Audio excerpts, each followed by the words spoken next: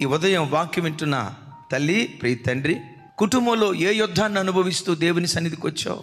ఏ యుద్ధాల మధ్యలో సతమతమైపోతూ బ్రతకాలో చావాలో అర్థం కాక శరీరాన్ని ఏలుబడి చేస్తున్న రోగాన్ని బట్టి విసిగిపోయేవేమో.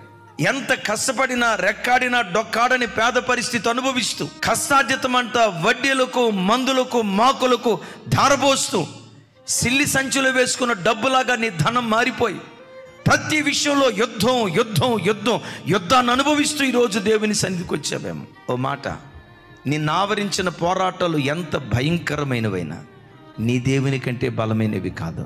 దేవుని సన్నిధిలో మోకరించి, ప్రభా నా ఇంట్లో ఈ యుద్ధం ఉందయ్యా, నా కుటుంబంలో ఈ పోరాటం ఉందయ్యా, ఈ యుద్ధాన్ని నేను చేయలేనయ్యా అని దేవుని సన్నిధిలో నువ్వు మోకరిస్తే పరలోకమందలి దేవుని సన్నిధి నుండి ఆశ్చర్యకరమైన సహాయము నీ యొద్దకు దిగి రావటం ప్రారంభిస్తుంది.